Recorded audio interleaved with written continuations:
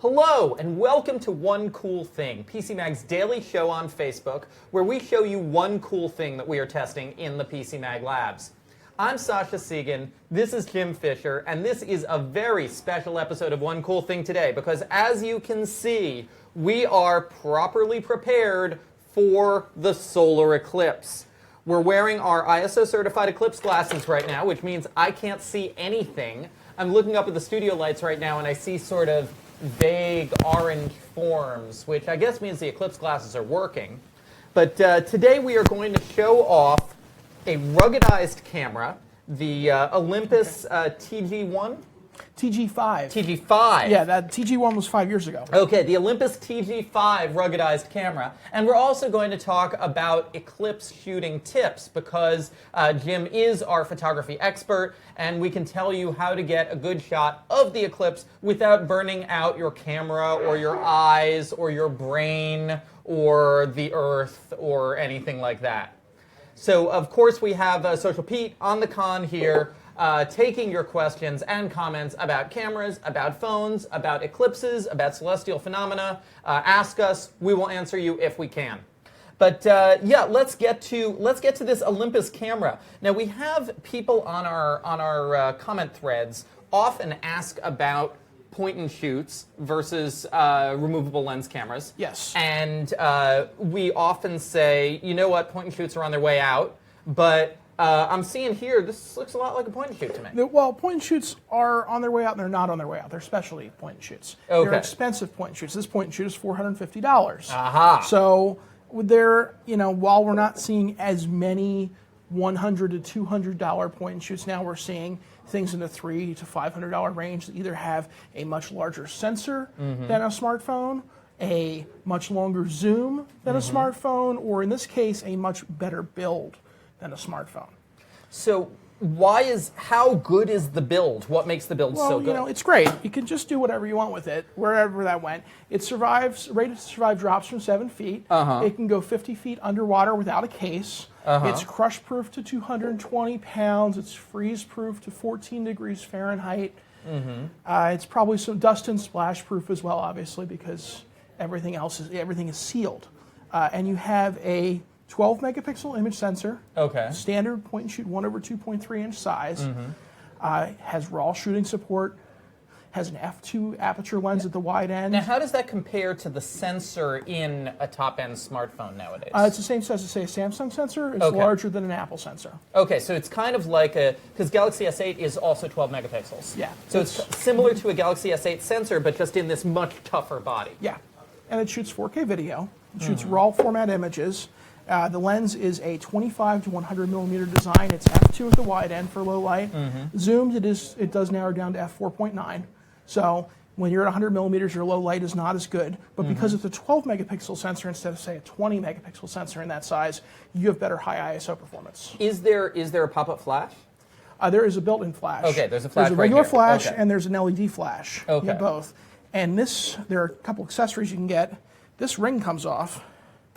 And you can get what's called a ring. You can get like a ring flash add-on. There are two versions. One uses the LED for continuous lighting. One uses the regular flash for flash photography. And that's really good for macro because this has a greater than 1-to-1 macro capability. And I feel like that the ring with the continuous LED lighting, that's something a lot of underwater photographers use, right? Yeah, if you're doing underwater video, you'll want that. If you're doing mainly photography, you'll want the one that uses the stronger regular xenon flash. So now there are a whole bunch of, I noticed when we turned this on, there are a whole bunch of like outdoorsy features on here too, right? It's got GPS, it's got barometer, it's got a tracking log to track your movements if you want to. Why do you want a barometer on your camera? That's a good question. Just so you know what the atmosphere is like, what the humidity is like. It's got an altimeter as well. It's got the compass. Why do you want an altimeter on your camera? To let you know how high or how low you are. It's there. All these sensors are there, and they work in conjunction with the tough features. To make it so it's the most rugged, outdoorsy, tough, unbreakable camera we've reviewed. Hey, I'm just curious. So it's got the barometer and the altimeter. I didn't use the barometer or the altimeter. And the GPS. No, wait. The GPS I used because I want to know where I was when I took a picture. I'm getting to a question here, which is that is there any kind of app or any any way to use these to find your camera if you lose it? No, I mean, it's not a Find My Camera. There's no always-on connectivity like that. Okay. But there's Wi-Fi, so you can transfer things, and you can transfer your logs to your phone in the Olympus app and kind of see what your path was along your hike. And just to give you an idea of the macro capability, I'll show this to you before I show it to the audience. Like, it's got a really great, solid macro. Let me know if I'm... You can kind of go in there and see the details. You can see the little water droplets on the details of this flower. And I was just like, just stuck the camera the lens almost touched the subject there. And takes the picture. So now, speaking of water, it's still summer. Is this the kind of camera that you would take, say, snorkeling or scuba diving? This is the one you want, yeah. Okay. This is our editor's choice in the category. We've looked at a few different ones that are various levels of ruggedness. The previous version of this, the TG-4, was the editor's choice before this one, but now that's no longer available. Now, how's the battery life, especially if you're on a long outdoors trip, you're doing a lot of video, you're climbing a mountain, you're swimming with the dolphins? I didn't really worry about charging it when I was out and about. I'd have to look up what the SEPA rated battery is on this, which is the standard. I want to say it is in the review, so I don't want to quote the wrong number off the top of my head. Okay.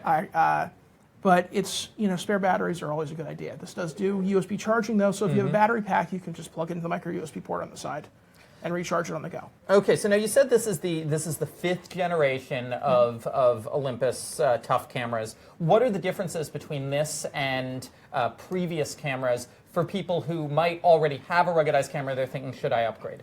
Okay, we'll just go back 2 generations. The TG-3 was a 16 megapixel camera, very similar to this without the log functionality, without this little top control dial, but used a 16 megapixel sensor, was JPEG and 1080p only. The TG-4 stuck with the 16 megapixel sensor, added RAW.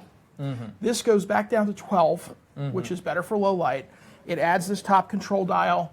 It increases the burst rate to 20 frames per second for short bursts, for like 20-shot bursts. So you can capture a full second of action. I think it's actually 27 shots in JPEG mode, so a little bit more than that. And it adds the 4K video. Okay, great. So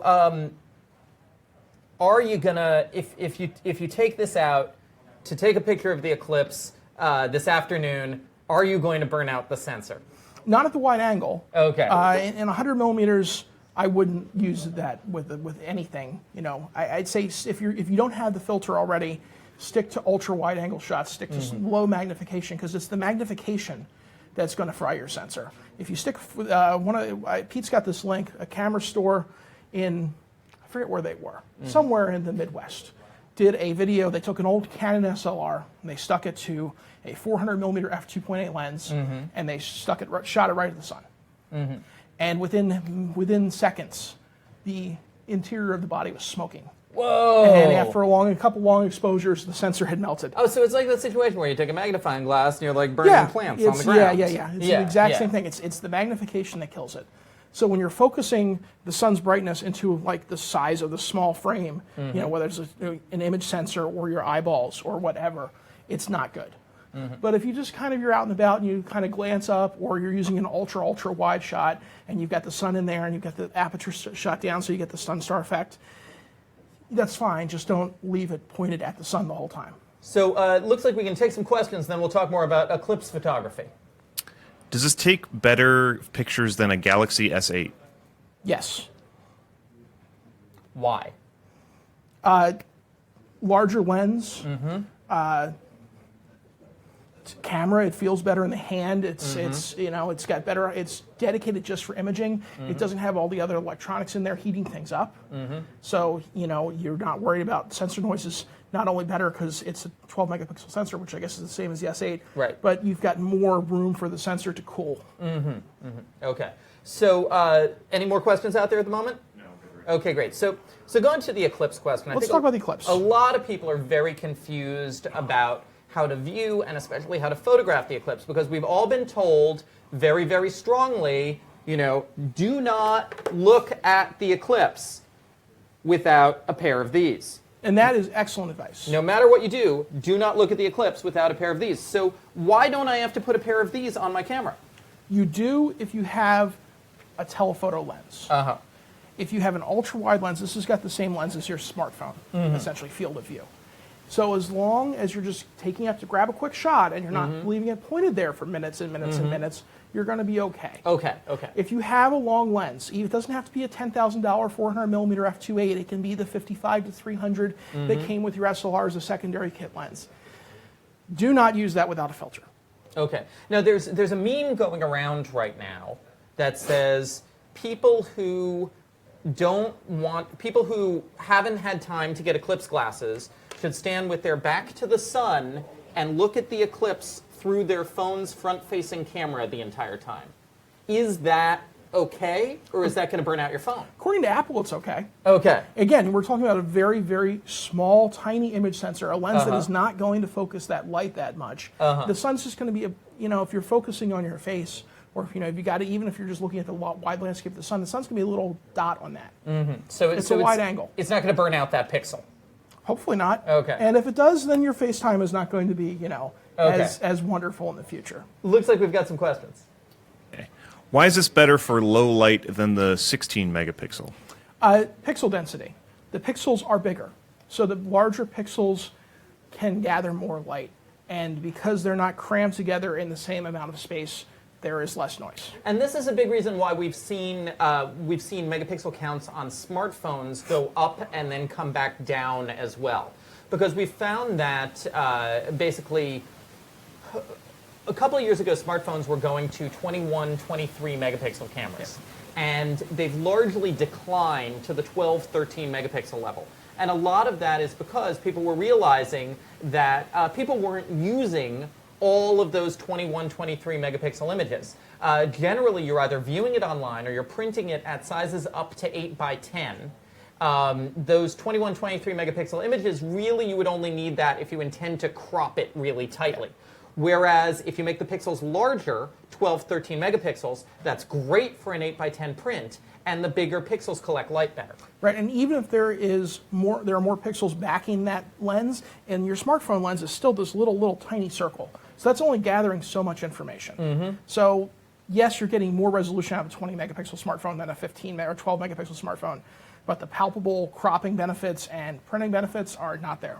Right, but also we can say that the rule changes as you go to medium format or full frame cameras that have larger sensors. Then you put more pixels on. Right, even if you go to a 1-inch sensor, the 20 megapixel 1-inch sensor, which is basically 4 of the sensors in this camera put together in a square, which the Panasonic used it in one smartphone that no one bought, and it's prevalent in cameras like the Canon G9X, G7X. The Sony RX100 and RX10 series, the Panasonic ZS100 series, Super Zoom.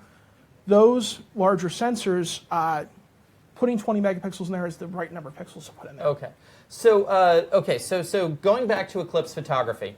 Now, we were talking about this before the show.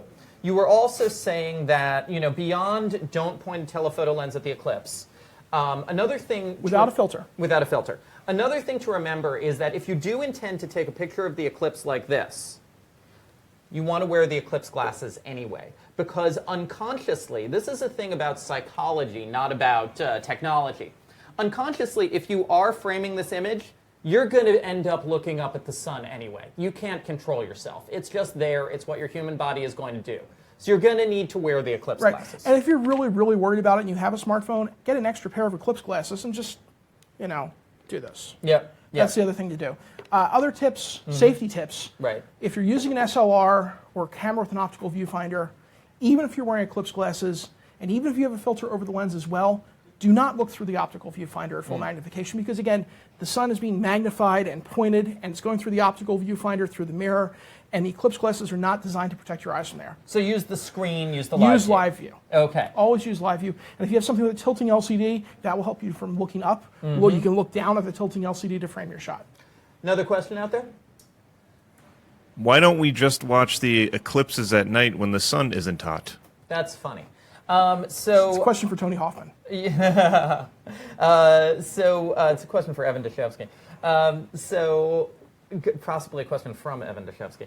So going back to going back to photographing the eclipse, you were also saying, and I thought this was interesting, like for a lot of people who aren't big photographers, they're just going to put the eclipse right in the middle of the frame and, you know, zoom in on it a little bit and call that a photo. And that's not the best idea, right? There are going to be thousands. This is going to be the most photographed eclipse ever. I think it's safe to say that, right? That it's the United States. It's running right through the heartland. Everyone's got a smartphone in their pocket. Yep. You know, even if you're outside totality, which, by the way, if you are in the path of totality, it should be noted, during the total eclipse portion, you can take the filter off.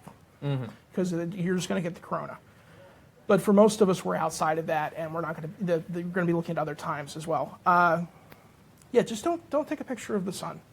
Take a time lapse. Take a wide-angle shot. Take something that incorporates some landscape. Take a video of how the light changes over the 2 minutes. You know, going from bright to dark to bright again. Use manual exposure for that, because otherwise your camera will just automatically compensate and brighten the scene to keep it the same, which is not what you want. Do a time lapse. You have so many tools at your disposal. Yeah, I mean, you have the internet. You're going to be able to see pictures of what that sun looks like. What you're not going to be able to see on the internet is how the eclipse affects the atmosphere and the landscape around where you are personally. Yeah, the light's going to change, and usually midday in the summer you have terrible light for portraits, but with the eclipse kind of darkening things, it might be an interesting time to take some portraits as well and just not even worry about the sun. Eclipse selfies could be a big thing for if you're a selfie person. Photos. If you're a selfie person, sure. Yeah. Yeah, I hope the light turns out flattering. Okay, so the Olympus TG-5, you said it's $400? $450. $450. It's creeped up by $80 from the predecessor. Okay. And you know there are market movements in there, as well as the extra technology in the camera. But it's still 4 stars in our editor's choice for rugged cameras. 4 rugged cameras, yes. Okay. Okay. Do we have any other questions out there? You're all set. Okay, well, thank you all very much for watching One Cool Thing at PCMag.com. Stay safe, have fun, enjoy the eclipse. We will see you tomorrow at 10 a.m. for another cool thing.